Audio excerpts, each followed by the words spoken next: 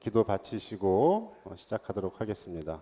성부와 성자와 성령의 이름으로 아멘. 오소서 성령님, 저희 마음을 밝게 비추소서. 주님의 자비를 사랑하여 인내로서 우리의 어둠을 몰아내게 하소서. 분노는 밖에 있는 것이 아니라 내 안에 교만에서 오는 것임을 깨닫게 하소서. 겸손하고 가난하신 당신의 모습을 본받아 우리도 형제를 사랑하고 용서할 수 있는 은혜를 허락하소서. 당신 없이는 우리는 아무것도 아님을 알게 하소서. 하늘에 계신 우리 아버지, 아버지의 이름이 거룩히 빛나시며 아버지의 나라가 오시며 아버지의 뜻이 하늘에서와 같이 땅에서도 이루어지소서.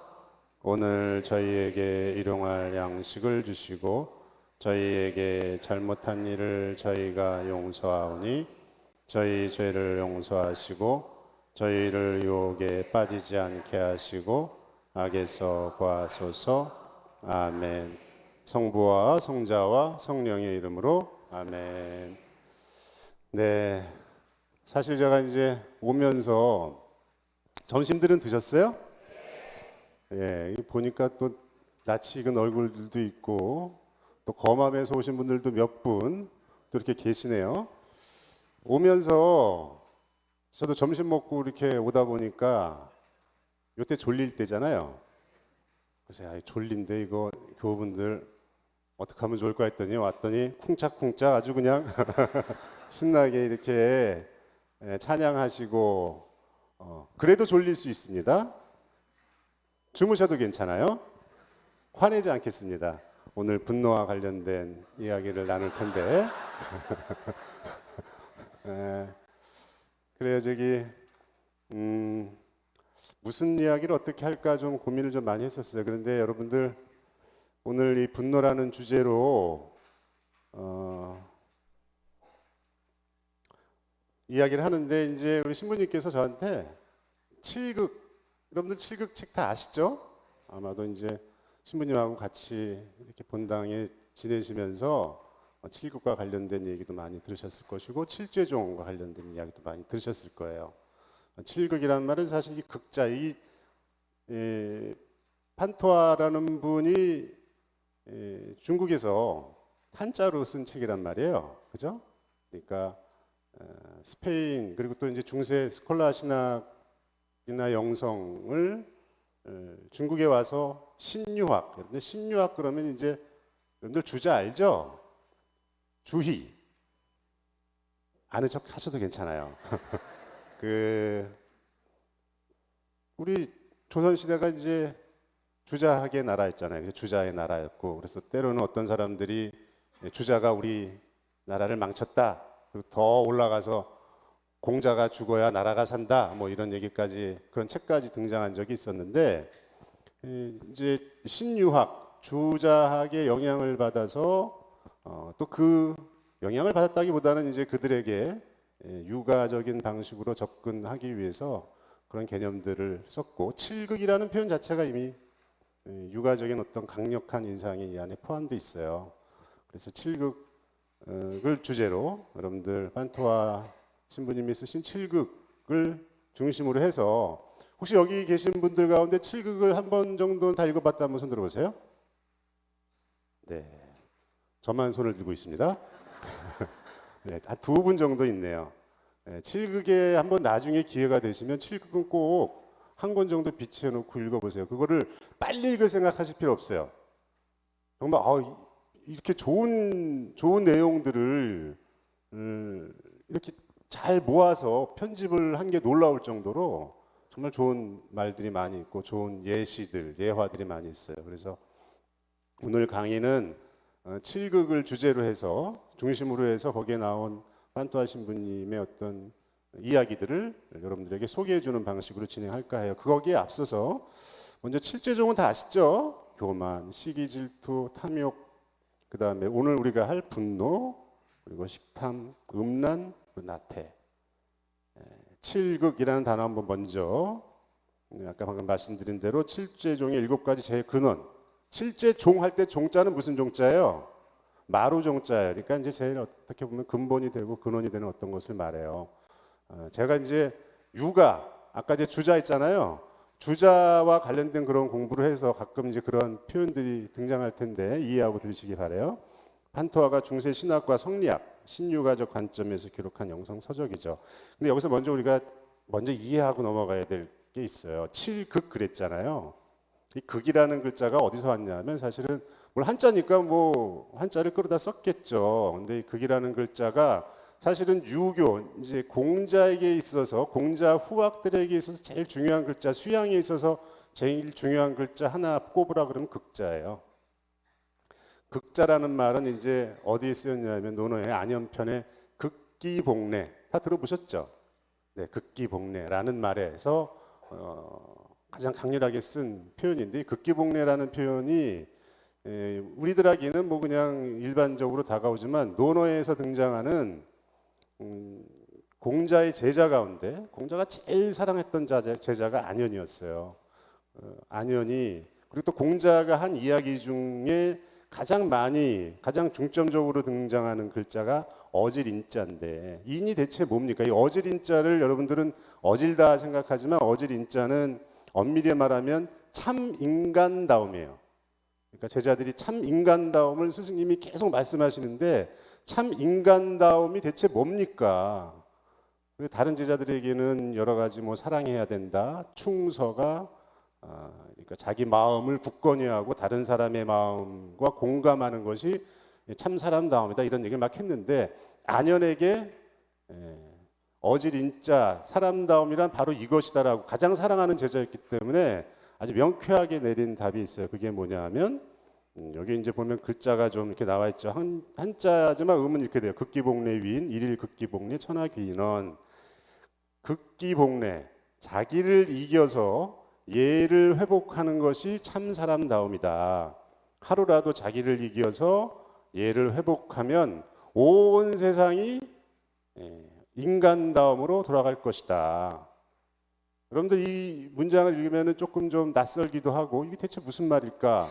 내가 예절을 잘 지키면 세상에 다 인간다움으로 변화된다고? 뜬금없는 소리 같기도 하고 굉장히 신비적인 어투인 것 같기도 한데 한번 좀 들여다볼 필요가 있어요. 여러분들 극기할 때 이 기자는 자기잖아요. 자기.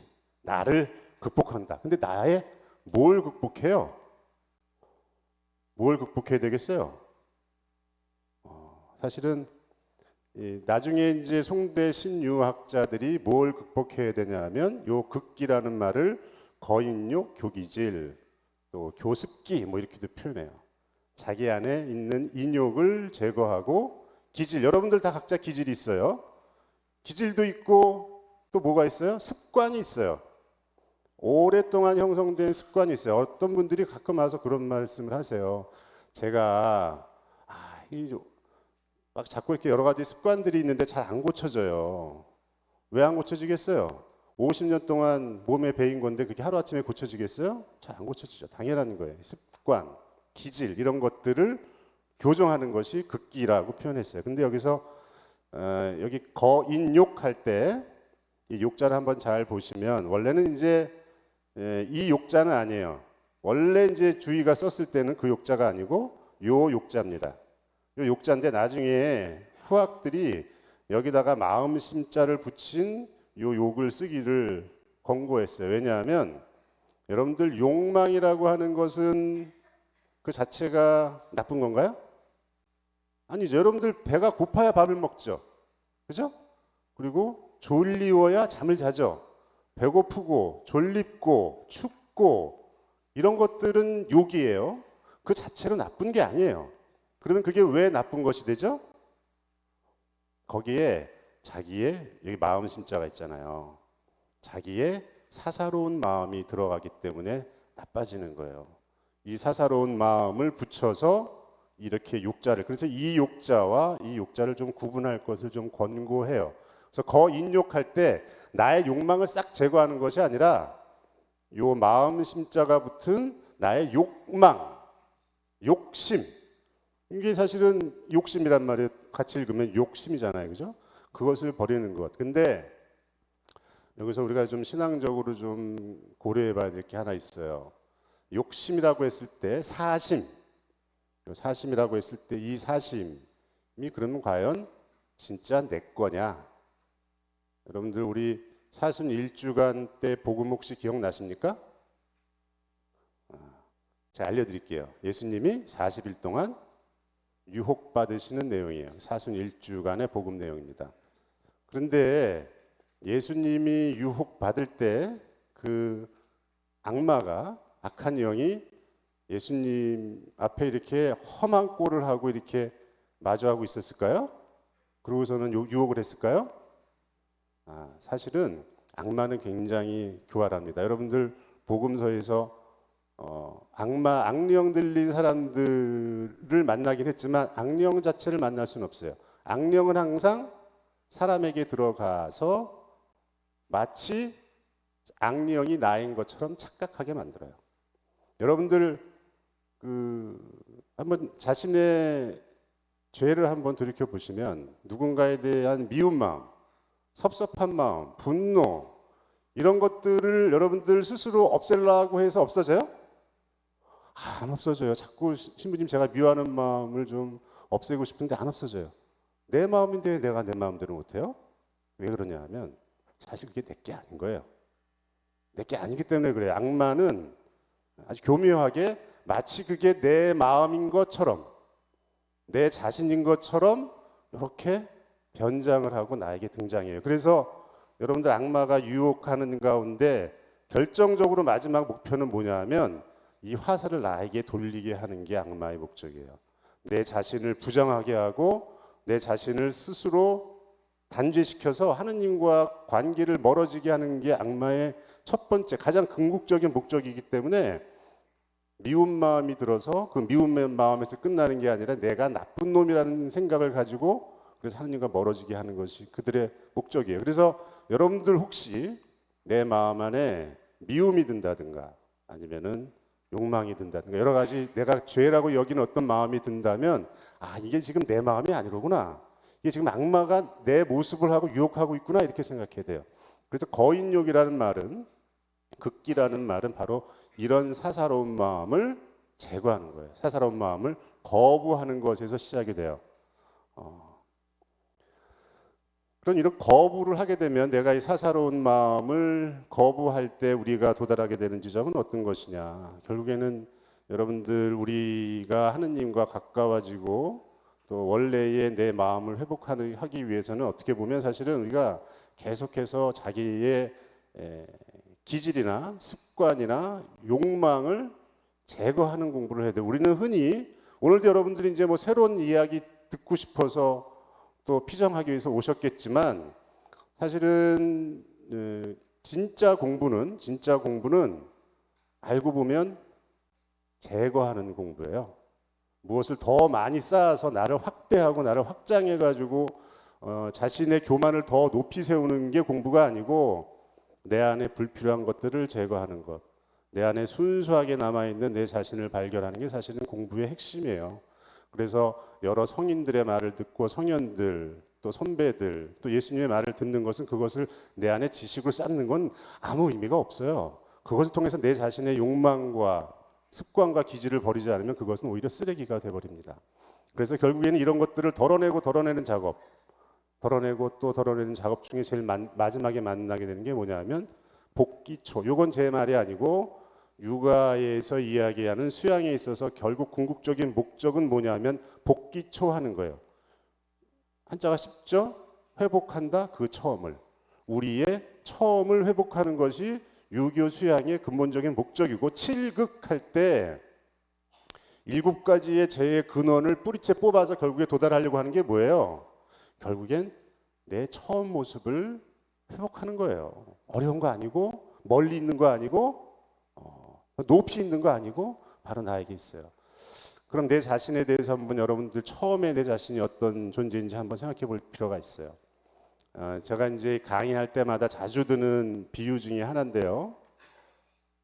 제가 이제 처음에 신학교에 학생들을 가르치러 갔을 때 제일 먼저 맡았던 임무가 뭐냐 하면 신학과 1학년들 지도하는 담당자였어요. 근데 제가 사진 찍는 걸 좋아해가지고 사진을 이렇게 막 찍어가지고 제 방 앞에도 걸어놓고 붙여놓고 이제 학생들 면담 오면은 요 벽면에도 뭐 테이블도 막 사진을 막 이렇게 붙여놨어요. 또 거기 이제 제 조카들 사진도 있고 이제 학생들이 와가지고 이렇게 면담하기 전에 이렇게 구경도 하고 그래요. 그러면서 학생들이 물어요. 신부님 근데 사진이 많은데 신부님이 없네요.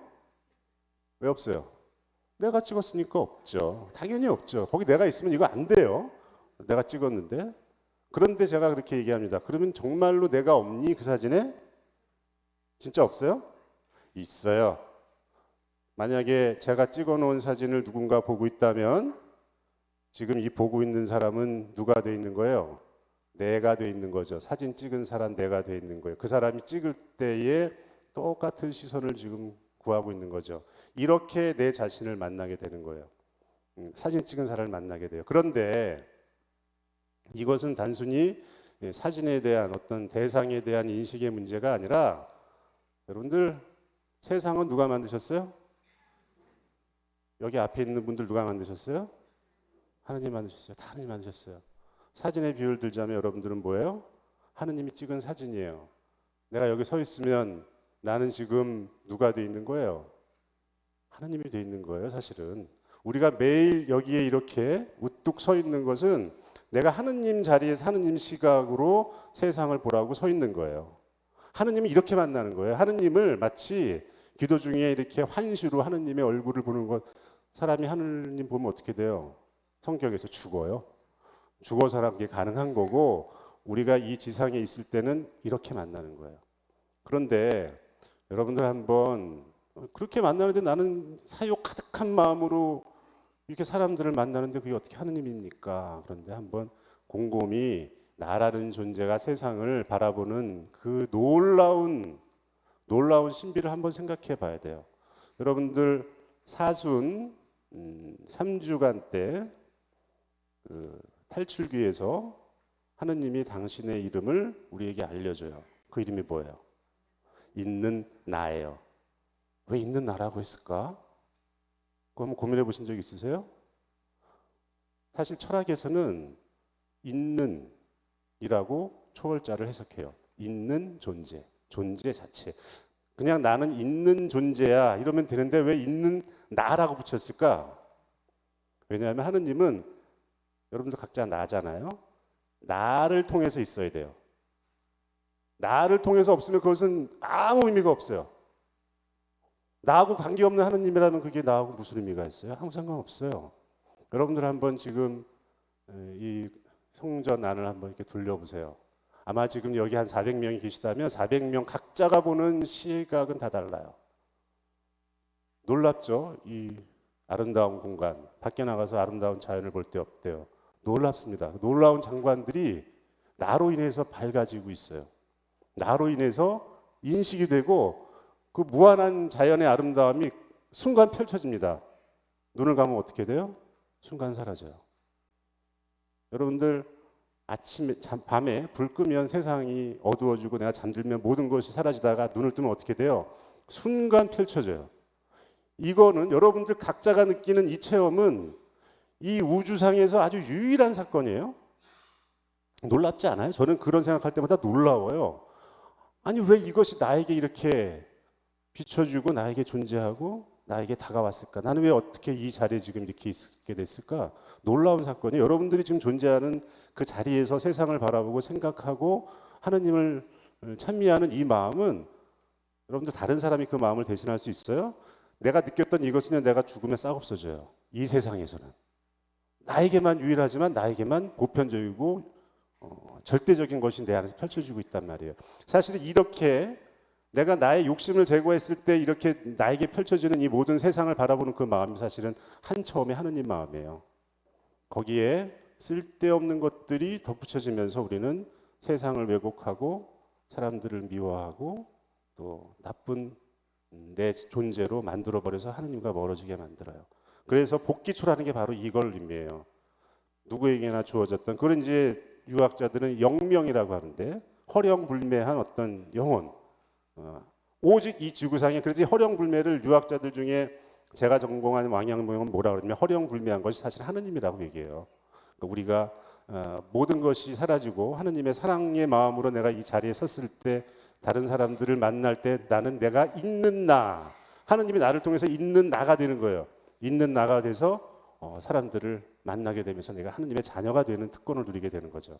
그것이 복귀초다. 그래서 칠극 그랬을 때 그것이 단순히 내 욕망의 찌꺼기들을 극복하는 것이 아니에요. 사실은 하느님의 마음을 회복하는 것이고 한처음의 마음을 회복하는 것이에요. 그래서 이 한처음이라는 표현이 여러분들 잘못 생각해서 한처음이 아주 수천 년 전 하느님의 수억은 이제 과학자들이 얘기하는 방식으로 치면 138억 년 전에 그때의 한처음이 아니에요. 여러분들 이 한처음에 대한 생각을 아주 명확하게 아주 통찰해낸 중국의 또 철학자가 있는데 그 사람이 누구냐면 노자예요. 노자의 도덕경 1장의 내용이 뭐냐면 도가도 비상도 명가명 비상명 다음에 아주 중요한 말이 나요. 무명 천지지시라고 나와요. 그리고 유명 만물지모라는 말이 나오는데 그 말이 무슨 뜻이냐면 내가 내 경계를 허물고 내 자신의 욕망을 내려놓는 순간 그게 천지지시, 천지의 처음이다 이렇게 얘기해요. 그러니까 천지의 처음, 한처음의 시작은 시간적인 의미가 아니에요. 우리가 이제 과거에서 현재에서 미래로 흘러가는 시간 안에서 제일 처음이라기보다는 지금 내가 하느님 마음을 갖게 되는 그 순간, 창조의 때에 하느님의 마음을 갖게 되는 그 시점이 사실은 한처음이에요. 그것이 천지지시입니다. 시작점이에요. 그래서 우리가 칠극할 때의 그 극자는 그런 의미를 지닌다. 그래서 있는 나인 하느님이 있는 나인 내 자신이 되는 것, 그것이 칠극의 궁극적인 목적이다. 그리고 육아 수양론에서 극기복례라고 하는 것도 여기서 극기복례할 때 이 내자는 여러분들이 알고 있는 예절이나 예의가 아니에요. 사실 하늘의 문이라고 번역해요. 하늘의 어떤 흐름들, 하늘의 결정적인 사건들을 얘기합니다. 뭐 그런 얘기는 오늘 넘어가기로 하고, 그래서 인간의 본성 회복은 회개의 순간 일어나는 회복이며 처음의 회복이다. 칠극이 지향하는 것은 사실은 거기에 있다는 것.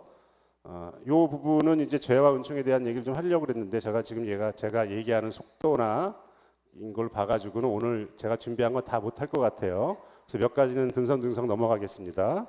뭐 죄와 은총에 대한 얘기는 여러분들 너무 잘 아시는 것처럼, 그래서 칠극에서 우리가 경계해야 될 7가지 죄는 단순히 우리가 떨쳐버려야 되는 죄이긴 하지만 그걸 통해서 내가 어떤 존재인지, 내가 어떤 유혹을 받고 있는지를 알게 해주는 고마운 선물이기도 해요. 로마서에 나온 것처럼 죄가 많아진 곳에 그곳에 은총이 충만히 내려지기 때문에 그렇습니다. 그래서 이런 서두는 좀 지나가고, 먼저 그럼 이제 본격적으로 칠극에 나와 있는 칠극의 네 번째 권사에 해당되는 분노를 이기다에 대한 내용을 함께 보도록 하겠습니다. 그럼 먼저 우리는 왜 분노하는가?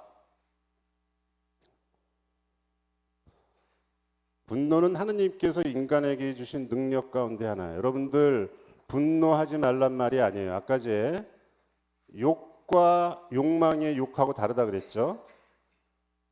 분노는 인간의 7가지 감정 중에 하나예요. 희노, 애구, 애호, 욕 가운데 하나예요.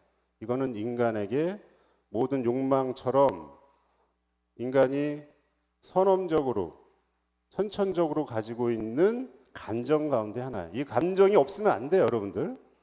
근데 이 분노라는 감정은 사실 하느님이 왜 주었냐 하면 악에 분노하기 위해서, 악을 거부하게 하기 위해서 준 능력이에요. 죄악을 거부하기 위해서 우리에게 준 능력이 사실은 분노입니다. 사실 이런 생각은 이제 맹자라고 하는 사람이 아주 잘 표현해내고 있어요. 여러분들 혹시 사단이란 말 들어본 적 있어요? 사단지심. 아마 들어본 적이 있을 거예요. 중고등학교 때 우리가 도덕 시간, 역사 시간에 배웠어요.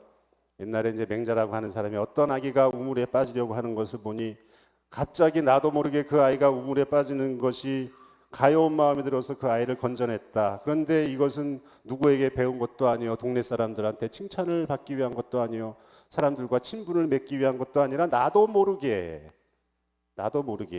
그것을 통해서 우리 마음 안에 사랑하는 마음, 그리고 악을 미워하는 마음, 내 것을 주장하지 않는 마음, 그리고 옳고 그름을 판별하는 네 가지 있는 마음을 알고 있다 하는 게 네 가지가 사단이에요.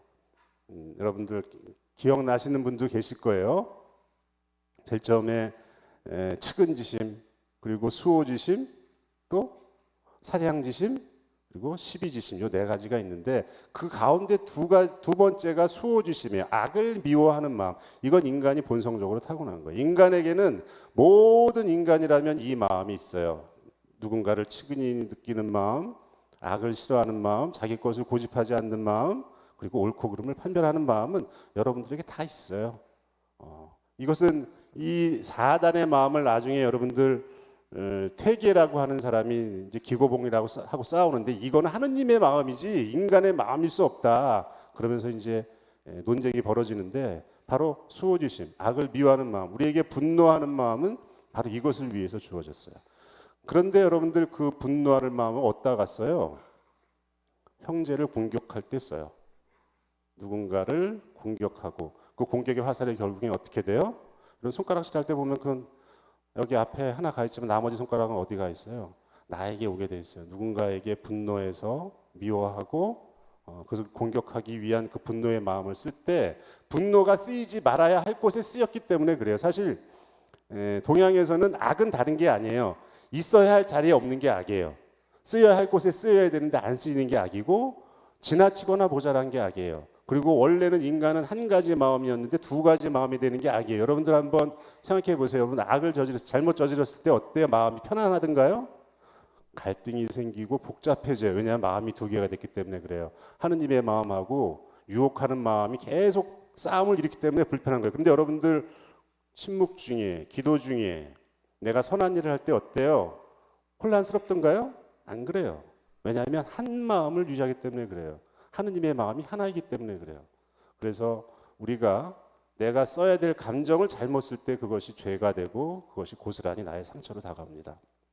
그래서 우리는 왜 분노하는가? 사실 그럼 분노는 왜 생기는가 한번. 분노는 내가 유혹을 막아내기 위해서 써야 하는 감정인데도 불구하고 나는 왜 분노하는가? 분노는 내가 누리고 있던 것과 관련이 있어요. 나의 지위, 자존심, 만족을 빼앗길 때 자기애, 자신에 대한 집착 이런 것들로 우리는 분노해요. 근데 한번 생각해 보세요. 내 자신은 누굴까? 한번 생각해 보세요. 나의 지위가 내 자신일까요?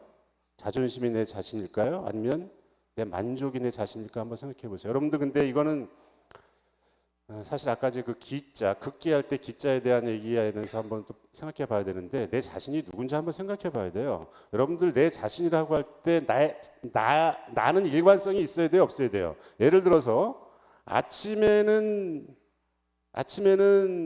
다리가 3개, 아침에 다리가 4개, 점심에는 다리가 2개, 저녁에는 다리가 3개. 이게 뭐예요? 인간이죠. 자, 그러면 아침에는 다리가 4개, 점심에는 다리가 7개, 저녁에는 다리가 12개. 그건 뭐예요? 변신 괴물이에요. 아무것도 아닌 거예요. 아무것도 아닌 거예요, 이거는. 그러니까 만약에 모든 존재는 그 존재가 존재이기 위해서는 일관성이 있어야 돼요. 일관성이 없는 건 사실 비존재라고 볼 수 있어요. 근데 여러분들 한번 자신 한번 생각해 보세요. 제가 아까지 뭐 변신 괴물이라고 했지만 여러분들 마음도 변신 괴물 아니에요? 아침에는 좋았다가 점심에는 짜증났다가 저녁 때는 머리를 쥐어짜다가 그럼 내 자신은 뭘까? 일관된 내 자신이 있을까? 이 세상에서 이 우주에서 일관된 것은 오직 딱 한 가지예요. 뭘까요? 하느님이에요. 사랑이에요. 그래서 아까 제가 있는 나로서의 하느님이 내 자신 안에서 있는 나가 돼야 된다고 했을 때 그 말은 뭐냐면 사실은 나는 원래는 하느님이었던 거예요. 진정한 내 자신은 하느님인 거예요. 그게 일심이기도 하고 한결된 마음이기도 하고 그리고 우리가 교회에서 성경에서 가르쳐주는 하느님의 자녀라는 말도 사실 그 의미예요. 내 참된 주인이 하느님이라는 표현도 거기에 있어요. 내 자신은 원래 하느님이다. 그러니 내가 분노를 느낄 때에 분노하게 되는 원인, 나의 지위, 자존심, 만족을 빼앗길 때 이런 모든 것들은 사실은 결국엔 나예요, 나 아니에요? 나 아니고 이게 뭐예요? 이게 악령인 거예요, 사실. 나 아닌 것들, 나 이어야 하는데 사랑이 빠진 모든 것들, 분노 자체가 악령이 아니에요. 분노 자체는 사랑의 표현이기 때문에, 악을 거부하는 사랑의 표현이기 때문에 나쁜 게 아니에요. 하느님의 마음이기도 하고, 하느님도 분노하셨잖아요, 구약 성경에 보면. 그런데 그것이 사랑에 기초한, 하느님 마음에 기초한 분노가 아닌 이유는 악령에게 빠졌기 때문에 그렇습니다. 교만에서 가장 큰 이유는 사실 교만이죠. 대바실리오 성인은 이런 말씀을 하셨어요. 우리에게 상처를 주는 것은 상대방이 말이 아니라 스스로가 가지고 있는 좋은 이미지와 교만이다. 그러니까 우리가 분노할 때는 내가 상처를 받았기 때문에 내가 받은 상처를 너에게 되돌려 주겠다라고 하는 복수심에서 누군가를 비난하고 화를 내는 것인데, 사실 우리에게 상처를 준 것은 그 사람의 말이나 행동이 아니에요. 예를 들면 이런 거예요. 나에게 누군가 너 왜 이렇게 게으르니? 너 이렇게 게으르니? 이 말투에, 그렇게 말한 사람의 말투에는 비아냥이 섞여 있긴 하지만, 내가 왜 그 게으르다는 말에 나는 왜 분노할까? 곰곰이 생각해 보면, 네가 뭔데? 네가 뭐라고? 내가 누군지 알아? 네가 감히 그런 말을 해? 이런 것 때문에 분노가 생기는 거예요. 그 사람의 말을 아주 객관적으로 봐봐요. 너는 게을러. 아, 내가 게으른 부분이 있어요. 여러분들 가운데 나는 전혀 게으르지 않다라고 생각하시는 사람이 있으면 그 사람은 거짓말쟁이일 수 있어요. 나에게 게으른 부분이 분명히 있고, 그 말을 객관적으로 보면, 아, 내가 게으른 점이 있으니까 내가 게으른 걸 고쳐야 되겠다. 분노가 생겨요, 안 생겨요? 생길 수 있어요. 그때 기도해야 돼요. 분노가 생기고 내가 그 얘기를 들을 때 가슴 아플 때, 아, 지금 악마가, 악령이 나에게서 떠나기 전에, 떠나면서 내 심장을 핥히고 가고 있구나. 그래서 아픈 거구나 생각해야 돼요. 그리고 그 상처에 집착하는 게 아니라, 아, 지금 이 말이 나에게, 내가 비록 저 사람을 좋아하지는 않지만 저 사람을 통해서 하느님이 나에게 말씀하신 것이다 생각하면 바로 분노가 생기자. 분노가 생길 수 있지만 그것이 확산되진 않아요. 그래서 사실 상처를 주는 원인은 밖에 있는 그 사람에게 있지 않고, 알고 보면 내 안에서 나를 호시탐탐 하느님과 멀어지게 하려고 하는 악마라고 표현되는 내 자존심, 욕망, 욕심, 또 나에 대한 좋은 이미지, 이런 것들이 교만의 형식으로 사실 나에게 상처를 주는 거예요. 그리고 그런 상처를 받게 되면 결국에는 앞을 못 보게 돼요. 진실을 마주하지 못하게 돼요. 처음에 봤던 하느님의 마음으로 세상을 못 보게 되고 결국엔 눈이 멀게 돼요. 지난주 어저께죠. 토요일 복음에 바리사이하고 이제 그 율법학자들이 예수님께 성전 경비병들 보내서 잡아오르게 한단 말이에요. 그죠? 기억나실 거예요. 근데 이제 예수님을 만난 사람들이, 아, 저분은 예언자다, 저분은 메시아다. 아니야, 성경에서 나자렛에서 메시아가 난다고 그러진 않았어. 막 그렇게 하는 와중에 성전 경비병들이 예수님을 못 잡아와요. 그랬더니 이 바리사이들이나 율법학자들이 뭐라 그래요? 왜 안 잡았냐 그랬더니, 아, 저분은 저렇게 말씀하시는 분을 내가 본 적이 없어요. 정말 대단하신 분인 것 같아요. 죄인이 아닌 것 같아요. 그랬더니 그 율법학자들이 뭐라 그래요? 야, 네가 뭘 알아? 네가 율법을 알아? 네가 우리 율법학자 중에 저 예수를 메시아라고 생각하는 사람 있어? 이런 못난 놈들 같은 이라고 욕을 바가지로 한단 말이에요. 적어도 성전 경비병들은 율법이라고 하는 인간의 계약에 자유로운 사람들이었어요. 율법이 사실은 이 율법학자들을 가둔 게 아니에요. 율법학자들의 욕망, 자존심, 질투, 교만함이 눈을 닫아서 성전 경비병들이나 일반 백성도 알아봤던 예수님을 못 알아보게 만든 거죠. 이런 교만한 마음, 내 안에 있는 이런 내 것이, 사실은 내 것이 아니었던 것들이 하느님을 못 알아보게 하고 진리에 눈이 멀게 하는 것입니다.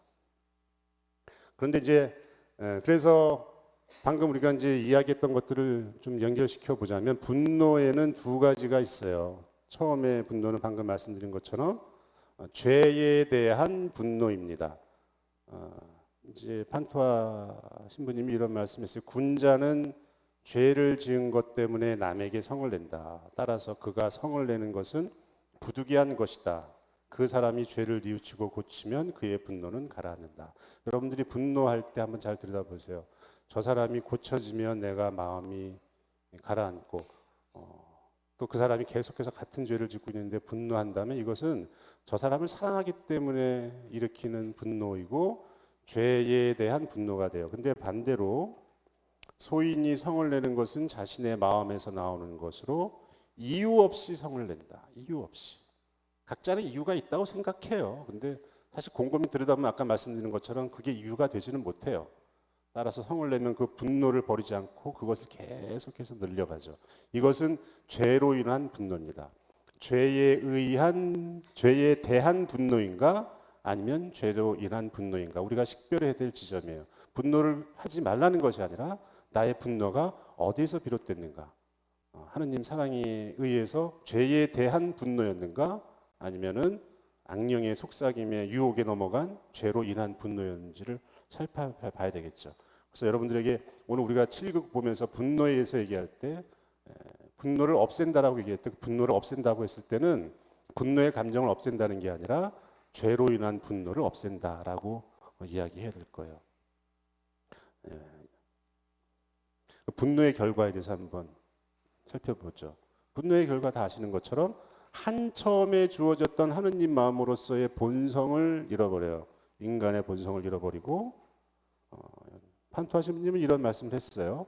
모든 마귀들은 사람들을 죄에 빠뜨리기 위하여 그들이 비집고 들어갈 수 있는 틈을 몰래 찾고 있다. 그런데 그들이 비집고 들어갈 수 있는 틈 가운데 사람들이 성을 내고 있을 때보다 더 좋은 것이 없다. 정말이에요. 여러분들 성 낼 때 다른 사람 얘기 들려요? 절대 안 들립니다. 절대 안 들려요. 그리고 옳고 그름을 판단하지도 않아요. 아까 얘기했던 잘못된 죄에 의한 분노를 할 때는 판단이 흐려져요. 그렇기 때문에 본성을 잃어버림으로 인해서 악마가 자기의 활동을 가장 활발하게 할 수 있게 만들어요. 아까 말씀드린 것처럼 분노해서 누군가에게 상처를 주고 그 상처가 다시 나에게 전이 돼서 나에 대한 비난을 하게 됨으로써 자신을 스스로 아프게 하죠. 도리에 맞지 않는 분노는 맹수들의 감정이다라고 그래서 판토하시님 얘기해요. 사실 이 표현은 사실 맹자에 나오는 표현이기도 해요. 여러분들 맹자라고 하는 사람이 우리 인간들을 봤을 때 뭐라고 얘기하냐면 인간 중에 악한 사람은 없다 그래요. 그럼 악한 게 있는데 악한 건 사람이 아니다 보다 금수다. 금수 성을 내고 있고 악한 일을 하고 있으면 나는 사람이 아닌 거예요. 그때는 금수가 된 거예요. 금수의 마음으로 살고 있는 거예요. 맹자가 볼 때는 인간의 마음은 그냥 착해요. 선해. 하느님의 마음이 그게 사람인 거고 선한 마음에서 벗어난 순간 나는 금수가 되어 있는 거예요. 여러분들 금수는 뭐예요? 여러분들 동물의 법칙은 뭐에 있어요? 약육강식. 자기를 보호하기 생존 보호를 위해서 계속해서 누군가에게서 내 것을 움켜쥐는 나를 그리고 이제 여러분 짝짓기 할 때 동물도 어떻게 해요? 그냥 막 화려하게 또 이제 싸울 때 자기를 크게 만들고 사실 여러분들 우리가 하나님을 잊고 있을 때 한번 내 모습을 한번 보세요. 그게 사람의 모습이 아닌 경우가 많아요. 그냥 내가 금수로 살고 있구나. 악한 모습을 지낼 때 내가 지금 금수로 지내고 근데 왜 그러냐면 그때는 여러분들 한번 내가 악한 일을 하고 있을 때 내가 생각을 하고 있는지 계산을 하고 있는지 보면 알아요. 계산은 뭐냐면 바로 앞에 있는 것에 대한 호불호, 이익을 따지는 게 계산이에요. 계산에 대한 범위는 굉장히 짧습니다. 근데 생각에 대한 범위는 굉장히 멀리 있어요. 내가 저 사람을 미워했을 때 어떻게 될까? 저 사람의 과거는 이랬을 텐데 그리고 나는 어떻게 될까? 생각은 길어요. 생각이 지향하는 바는 긴데 계산은 짧아요. 동물들이 생각할 수 있어요? 없어요? 없어요. 우리가 인간으로 생각하고 있어라고 하지만 우리는 늘 계산하면서 살아요. 그 얘기 바꿔 말하면 뭐냐면 동물들이 이걸 먹을 수 있는 거야? 먹을 수 없는 거야? 나한테 이익이 돼? 이익이 안 돼? 이걸로 계속 물론 동물보다는 우리가 계산 능력이 좋고 여러 가지 이유 때문에 더 뭐 이렇게 빠르게 취사 선택을 하지만 내가 계산하고 있을 땐 사실은 동물들이 먹을 수 있는 거야? 먹을 수 없는 거야를 따지고 있는 그 메커니즘에 들어가 있다고 생각하면 돼요. 동물로 사는 거죠. 그때에 한번 내 자신을 돌이켜 보면 내가 멍하니 있는 것 같다는 생각이 들 때가 있어요. 그냥 나도 모르게 그냥 자석에 끌려가는 것처럼 그 생활에 끌려가고 있구나라고 생각이 들어요. 그럼 여러분들 한번 반성해 보세요. 생각해 보면 그렇습니다. 아무튼 그래서 첫 번째 분노의 결과는 본성을 잃어버립니다. 그럼 분노의 결과 두 번째는 뭐냐면 악이 확산돼요. 여러분 분노해가지고 자기 혼자 힘들던가요? 여기서 제가 이 공간에서 한번 화를 내봐요. 여러분들 마음은 어때요? 야 저놈 봐라. 참 보기 좋네 이렇게 되지 않아요? 여기서 하다가 분노하면 여러분들도 화가 나요. 분노는 확산되게 돼 있습니다. 그래서 이런 말을 마귀들은 한 사람이 성을 내더라도 한 사람을 손에 넣는데 그치지 않고 그것으로 말미암아 수많은 사람들을 손에 넣는다. 왜냐하면 성을 낼 때는 반드시 상대가 있으므로 때때로 그 분노는 상대에게 옮겨지게 되고 그것은 다시 이리저리 옮겨다니면서 악으로 서로 끌어당기고 서로 빠뜨릴 것이기 때문이다. 분노의 두 번째 결과입니다. 분노의 마지막 결과, 결국 하나님과 멀어져요. 제일 슬픈 결과예요.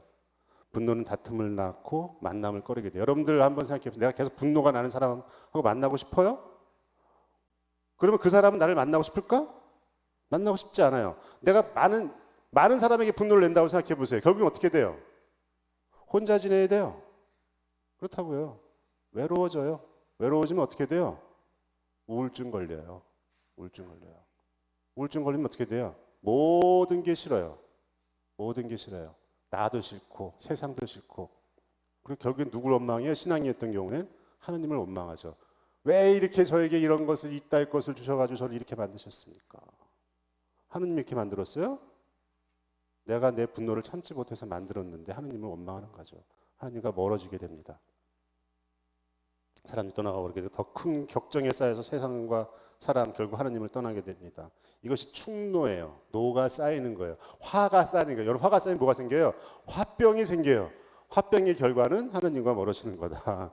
이렇게 이해하시면 되겠습니다. 그래서 잡아함경에서 이런 말을 했어요. 두 번째 화살에 맞지 않도록 조심하여라. 분노가 나는 거 어쩔 수 없어요. 내가 이제 나쁜 것에 대한 분노가 아니라 타인에 대해서 옳지 않은 것에 대한 분노는 어쩔 수 없을 때가 있어요. 그런데 두 번째 화살, 그것을 참고 인내해야 되는데 두 번째 화살에 맞으면 그때부터 우리 눈이 멀고 귀가 멀어서 결국에는 하나님과 멀어지는 결과가 된다. 그럼 이제 중요한 것은 그럼 분노를 어떻게 없앨 것이냐. 분노를 없애다. 먼저 나를 분노케 한 사람은 저 사람은 아픈 사람이다. 이렇게 생각해야 돼요. 어떤 사람이 세네카를 헐뜯었어요. 이 말을 들은 사람이 세네카에게 이야기해 주었더니 세네카가 말합니다. 만약 그가 타고난 마음을 잃지 않았는데도 나를 헐뜯었다면, 결국 본성을 잃지 않았는데도 하느님의 마음을 지닌 사람이었는데도 나를 헐뜯었다면 나는 어쩌면 거기에 대해서 성을 냈을지 모른다. 그러나 그는 병든 마음으로 나를 헐뜯었다. 그런데 내가 왜 화를 내야 돼? 여러분들에게 분노를 유발하는 분노 유발자들, 이런 말씀하면 죄송하지만 분노 유발자들이 요즘 많아요. 그 분노 유발자들 때문에 내가 왜 화를 내야 돼요? 참 어리석은 게 여러분들, 그 분노 유발자들 때문에 그 분노 유발자하고 싸워야 되는데 누구하고 싸워요? 내 가족하고 싸워요. 확산된 경우고 어리석은 경우죠. 저 사람은 아픈 사람이다. 사람은 선하지 않으면 악하다. 그런데 지극히 바보가 아니라면 누가 선한 이에게 성을 내겠는가. 그리고 악한 이에게도 성을 내서는 안 된다. 왜냐하면 마음이 악한 것은 병을 앓고 있는 사람입니다. 여러분들 기억해야 돼요. 화낼 때 저 인간이 좋은 사람인가 안 좋은 사람인가. 아 좋은 사람이랬는데 나한테 저런 얘기를 한다면 내가 반성해 봐야지. 나쁜 사람이면 아 저놈이 아프구나 이렇게 생각하세요. 그리고 나서 또 한 가지 또 분노를 누그러뜨리는 것은 이제 내 자신에게 질문해야죠. 반성의 시작입니다. 너와 똑같은 이와 싸우는 것은 힘든 일이죠. 나하고 이제 비등비등해요. 권 탈 때도 보면은 실력이 비슷하면 어떻게 돼요? 12라운드까지 끝까지 가요. 나중에 판정으로 결론 내린다고요. 그래서 나와 똑같은 사람하고 싸우면 힘들어요. 근데 너보다 강한 이와 싸우는 것은 분별을 못하는 거예요. 분별을 못하는 거예요. 누울 자를 보고 다리를 뻗어야지. 웰터급이 헤비급한테 덤비면 어떻게 돼요? 그러니까 나보다 저 사람 게임이 안 되겠는데 돌아서세요. 그리고 또 너보다 약한 이와 싸우는 경우 어떤 경우예요? 정말 수치스러운 일입니다. 애하고 싸운다고 생각해 보세요. 여러분들 자녀들하고 싸우는 게 아니에요. 자녀들은 타일르고 용서하고 제일 크게 웃으시는데 뭔가 사건이 있습니까? 그런 거예요. 싸울 일이 아니라고요. 네. 반성해야 돼요. 내가 지금 어떤 상황인가? 분노의 자격을 물어야 됩니다. 그대는 분노할 만한 자격이 있는가? 여기 보면 이제 한자로 돼 있는데 여기 논어에 나오는 표현인데 유인자, 능호인, 능오인. 악이라고 안 읽어요. 미워하다고 할 때는 오를 읽어요. 오로지 인간다운 사람이라야 참으로 누군가를 좋아할 수 있고 참으로 누군가를 미워할 수 있다. 이런 뜻이에요. 여러분들 내가 인격적으로 덕이 온전히 갖추어지지 않은 사람은 늘 편견과 사욕과 욕망에 의해서 누군가를 좋아하거나 누군가를 미워해요. 한번 돌아보시면 알아요. 내가 저 사람을 왜 좋아하는가? 저 사람 내가 이렇게 해야지 뭔가 좀 이렇게 이득이 있겠는데? 내가 저 사람을 왜 싫어하는가? 봐봐, 저 형편없잖아. 가진 것도 없고. 덕이 없는 사람들은 그렇게 누군가를 미워하고 누군가를 좋아해요. 그래서 공자는 오로지 인격적으로 완성된 사람만이, 사실 이 말은 하느님의 한 처음을 회복한 사람만이, 원래의 인간의 모습을 회복한 사람만이 누군가를 참으로 좋아할 수도 있고 미워할 수도 있다. 나머지는 다 거짓 미움과 거짓 좋아합니다. 이렇게 얘기한 거예요. 그래서 우리가 분노할 때 물론 분노하는 사람이 잠깐만 내가 어떤 사람이지?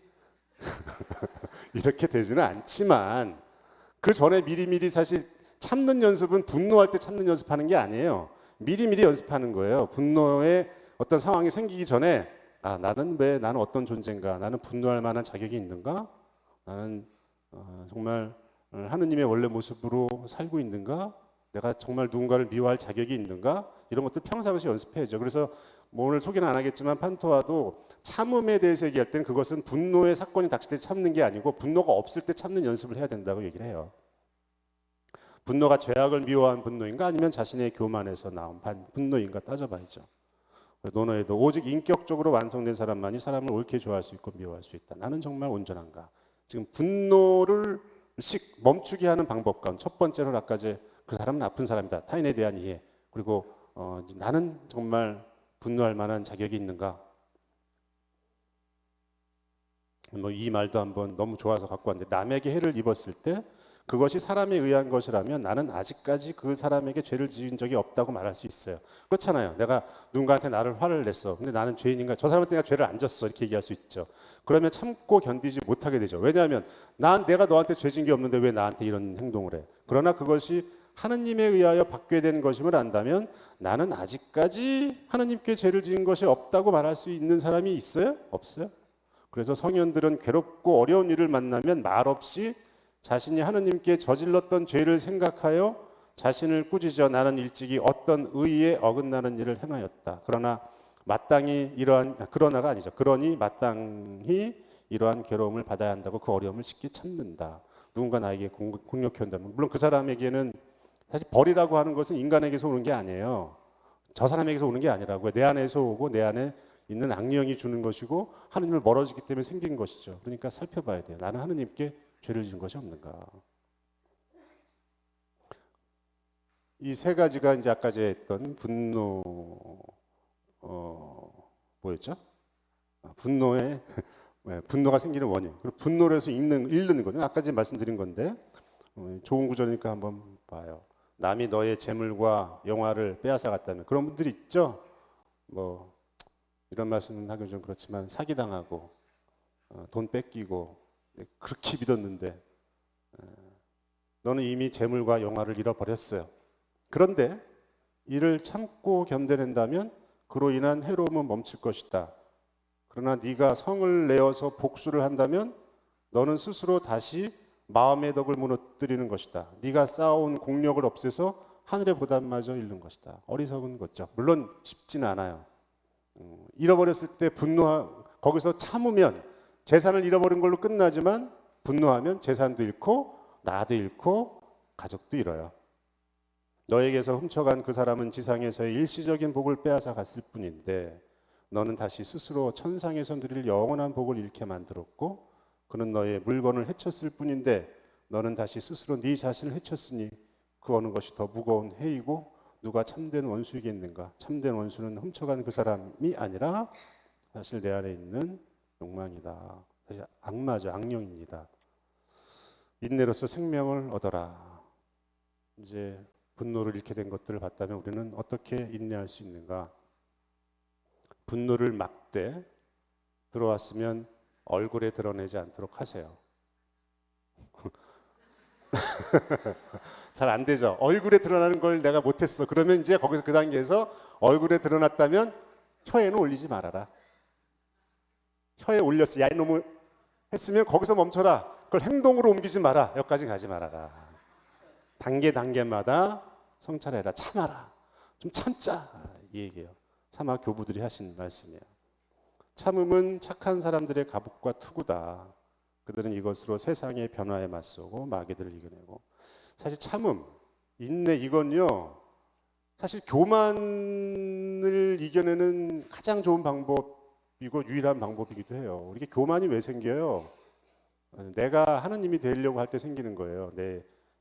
내 생각이나 내 주관이나 내 욕심을 나의 주님으로 모실 때 거기에 어긋나는 것들을 이렇게 받아들이지 못하는 게 분노고 그런 마음을 드는 게 교만이란 말이에요. 그래서 사실 하느님의 것을 받아들일 때는 인내가 필요해요. 왜냐하면 내가 주인이 아닐 때 어떤 일이 생기냐면 여러분들도 그런 생각을 하죠. 빨리 내가 용서하고 싶어야 잘 안 되죠. 그리고 빨리 미워하는 마음을 없애고 싶으면 잘 안 돼요. 그것도 사실 교만한 거예요. 왜냐하면 내가 그 마음을 내려놓는 것도 하느님이 정하시는 거예요. 그때를 기다려야죠.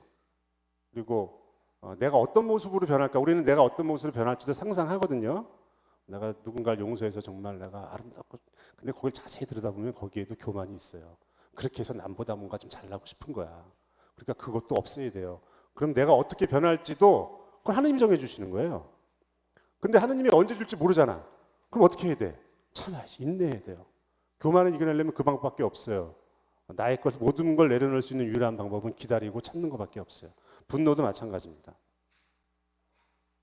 인내와 온유, 어려움은 오직 참음으로써 막아야만 그 어려움에서 벗어날 수 있다. 그런데 그렇게 하지 않고 만일 그것을 원망과 분노로서 막으려고 한다면 마침내 두 개의 괴로움을 지닌다. 하나는 원래의 괴로움, 하나는 지금의 분노. 인내는 기다림이다. 기다림은 곧 겸손이다. 방금 제가 드린 말씀이죠. 변화될 내 모습이나 시기, 방법 모두 하나님께 하시도록 나는 하나님께 맡겨드리고 매일매일 그런데 놀랍게도 하나님 매일매일 매 순간 나에게 길을 알려주시고 인도해 주세요. 그걸 믿어야 돼요. 그러니까 믿음과 인내는 같이 갑니다. 네, 아멘. 그래서 인내는 온유이며 여유이며 넉넉합니다. 그리고 인내, 참된 적은 죄악이에요. 사실은 우리가 미워해야 될 것은 죄악이라는 거 아까 말씀드렸어요. 저는 이 구절이 이제 7급 읽으면서 많이 좀 와닿았던 구절 중에 하나인데 소크라테스가 왕으로부터 독배를 마시는 형벌을 받았어요. 이에 대해서 어떤 사람이 탄식을 하면서 죄가 없는데도 죽임을 당하게 됐으니 참으로 슬프고 원통스러워. 소크라테스한테 그런 거예요. 소크라테스가 죄가 없잖아요.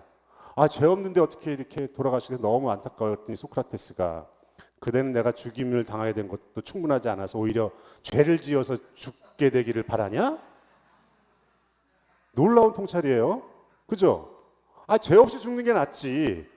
죄를 가지고 죽는 게 너는 그걸 원하는. 그러니까 죄 없이도 죽는 걸 가지고 슬퍼할 일이 아니라 내가 지금 죄 속에 있는가 없는가가 더 슬픈 일이라는 거예요. 그래서 인내를 할 때 내가 지금 죄악을 나의 분노의 원인으로 삼는가를 바라보라는 거죠. 저 세상 사람들이 말하는 괴로움과 모욕은 참된 괴로움과 모욕은 아니다. 그것은 오직 사람들의 생각에 매여 있는 것일 뿐이죠. 세네카는 군자는 다만 죄악만을 참된 모욕으로 여겨. 여러분들이 분노할 때 오직 그것이 죄악인 경우만 분노하세요. 아까 이제 두 가지 분노 얘기했죠. 죄에 대한 분노, 죄에 의한 분노. 분노는 죄에 대한 분노이어야 한다. 나머지는 그걸로 분노할 일이 아니고 그 분노는 결국 나를 상하게 하고 사람을 상하게 하고 하느님을 멀어지게 한다는 걸 꼭 기억해야 합니다. 이건 건너뛸게요. 시간상. 다 건너뛰고.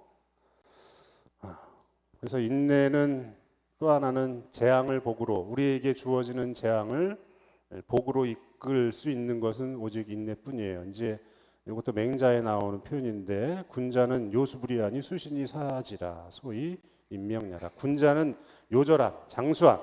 요절함은 재앙이죠. 장수는 복이죠. 근데 그걸 똑같이 여겨요. 재앙이냐, 아니, 요절함과 장수함은 좋은 것도 아니고 나쁜 것도 아니에요. 다만 자신을 수양해서 하늘의 뜻을 기다려요. 그래서 하늘의 명을 굳건하게 이루죠. 만약 하느님이 반드시 덕을 세상의 복으로 갚아줄 것이라고 한다면 덕을 행하는 것은 마침내 세상에서의 보답을 바라는 것이 되니 이는 목수가 품삯을 바라는 것과 다르지 않다. 그대는 덕을 추구하면서 덕과 반대되는 세상의 복을 추구하여 왜 그 덕을 더럽히는가? 그러니까 여러분들 우리에게 주어지는 재앙이라고 생각하는 것들, 나에게 나쁜 것이라고 생각하는 것들, 그건 내 생각이에요. 그 나쁘다고 생각하는 것을 어떤 사람은 그것을 참고 인내해서 나중에 그 사람이 성장하게 하는 발전의 원동력으로 삼는 사람이 있고, 어떤 사람은 우리가 복이라고 하는 재물이나 장수를 누리면서도 욕심을 버리지 못해서 누군가로부터 미움을 당하고 저런 자린고비 같은 놈, 베풀지도 못한 놈, 좋은 걸 가지고도 결국엔 나쁜 놈으로 죽어가요. 죄를 짓고 죽어가요. 그러니까 재앙과 복이라는 것은 내가 그것을 어떻게 받아들이냐에 따라서 바뀌는 거예요. 부자냐 가난하냐 이런 것들이 우리에게 재앙이냐 복이냐가 아니라는 말이에요. 그래서 재앙을 복으로 바꿀 수 있는, 바꿔 말하면 하느님의 눈으로 하느님의 마음으로 내게 주어지는 고통. 욥이 사실 그걸 해낸 거예요. 욥이 다른 거 해낸 게 아니에요. 우리가 볼 때는 그것이 재앙이라고 여겨졌던 것을 통해서 하느님을 더 뼛속까지 골수 깊숙까지 알게 되고 그 재앙을 통해서 하느님과 더 가까워지는 모습으로, 그래서 지금 우리가 욥을 지금까지도 찬미하고 칭송하잖아요. 그렇게 해야죠. 그게 왜 재앙이라고 버리고 복이라고 받고, 이건 뭐 계산하는 거예요? 생각하는 거예요? 계산하는 거예요. 동물이 되는 거예요. 가까이 있는 것 이득이냐 아니냐 이것만 판별해서 가는 거죠. 재앙이 되고 복이 되는 것은 다만 쓰는 곳에 따라 달라진다. 복과 재앙이라 여겨지는 것들을 써서 덕을 세운다면 그것이 복이 될 거죠. 그것을 써서 악한 일을 돕는다면 그것은 재앙이 된다. 부유함으로 말미암아 하나님을 공경하고 가난한 사람들을 돕는다면 그 부유함은 복이 되지만 그 부유함으로 욕망을 채운다면 그것은 재앙이 되는 것이다. 이건 좀 뺄게요. 시간상. 한 가지 요것만 말씀드릴게요. 도덕경 33장에 인내하는 것 중에 그래서 제일 근본적으로 인내해야 될 것이 뭐냐면 결국 자기 자신이라는 걸 말씀드리기 위해서요. 도덕경 33장인데 승인자 유력하고 자승자 강이라. 여러분들 정말 강인한 인간, 참다운 인간이 되는 것은 누군가를 이기는 건 힘이 있는 거지 강한 게 아니에요. 제일 힘 있고 강한 사람은 사실은 자기를 이기는 사람입니다. 힘센 이들은 힘으로써 남을 으를 수는 있어도 덕으로서 자신을 누를 수 없고, 한 나라를 누를 수 있어도 때로는 한마디 말도 참아낼 수 없다. 그리하여 천하의 많은 무리들을 굴복시키면서도 언제나 스스로 마음의 욕망에 굴복하고 있다. 그러니 모욕을 이길 수 없는 것이다. 그러니 참음의 덕을 가진 사람들은 먼저 덕으로서 자신을 누른다. 그런데 자신을 눌렀다면 그 밖에 우리가 참아내지 못할 것이 없다. 이 마지막 구절 한마디 요 구절 같이 읽고 전체적으로 정리하고 강의를 끝내겠습니다. 인내라고 하는 것은 도량을 넓히는 거다. 포용력이 큰 사람은 일이 바뀌더라도 마음은 변함이 없고, 세상이 어지럽더라도 마음은 고요하며, 몸은 어려움을 만나더라도 마음에는 근신함이 없다. 그러나 포용력이 작은 사람은 갑자기 성을 냈다가 갑자기 사랑했다가 하고, 갑자기 근심했다가 갑자기 즐거워했다가 한다. 그래서 포용력이 큰 사람은 한 마음으로 여러 일을 다스리지만 포용력이 작은 사람은 여러 가지 변화로서 한 마음을 다스린다. 내 마음을 한 마음 다스리는데 써버리는 거예요. 계속해서 우리가 괴로운 거는. 그러니까 하나님의 한 마음으로 인내를 통해서 도량을 넓혀서 여러 일들을 다스릴 수 있는 것이 바로 인내다. 이런 말씀을 드리겠습니다. 그래서 마지막으로 우리가 전체적으로 들었던 오늘 7기에 나와 있는 내용들을 중심으로 해서 분노는 악마를 미워하게 해준 하느님의 선물이다. 분노를 사람에게 표현할 때 우리는 선한 본성을 잃어서 금수의 지경이 된다. 분노는 그렇게 본성을 잃게 하고 외로워지게 해서 세상과 하느님을 원망하게 된다. 분노를 잠재울 수 있는 유일한 방법은 인내다. 인내함은 겸손의 상징이고 그것은 하느님의 뜻을 기다리는 온유함이다. 재앙과 복은 그 자체로 선한 것도 악한 것도 아니다. 그것을 하나님께 받은 것으로 여겨 덕을 쌓아라. 인내로서 덕을 쌓아 분노의 유혹에서 벗어나는, 그래서 스스로를 이길 수 있는 우리 여기 계신 모든 신앙인이 될 수 있도록 저도 여러분들을 위해서 기도하고 여러분들 스스로 또 저를 위해서도 기도해 주시기 바랍니다. 감사합니다.